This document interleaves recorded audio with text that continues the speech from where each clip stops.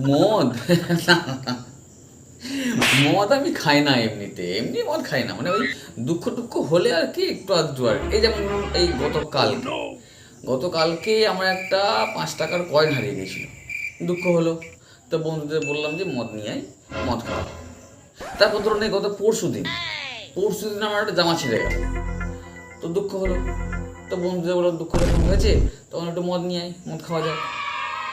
তার আগের দিন ধরুন, মানে তার আগের দিন ঠিক নয়, তার আগের দিন থেকে বিগত 1 বছর, তো আমার 2 বছর আগে একটা গার্লফ্রেন্ড ছিল, সে আমার ছেড়ে চলে গেছিলো।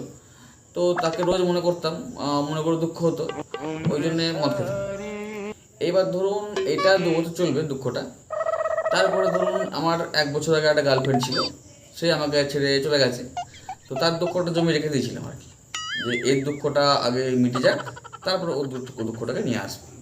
তো 2 বছর শেষ হয়ে যাবে, তারপরে ওই গার্লফ্রেন্ডের দুঃখটাকে নিয়ে আসবো।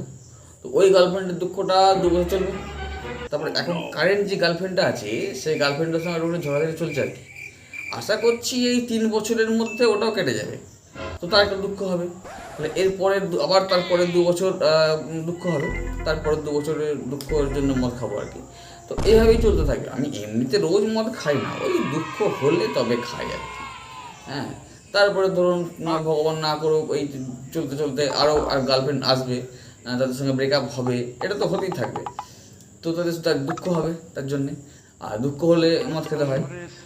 তারপরে ধরুন কোনো কালে যদি বিয়ে থাওয়া হয়ে যায়, তো বিয়ে হয়ে যাওয়ার জন্য একটা দুঃখ হবে, তখন একটা মদ খাওয়া হবে।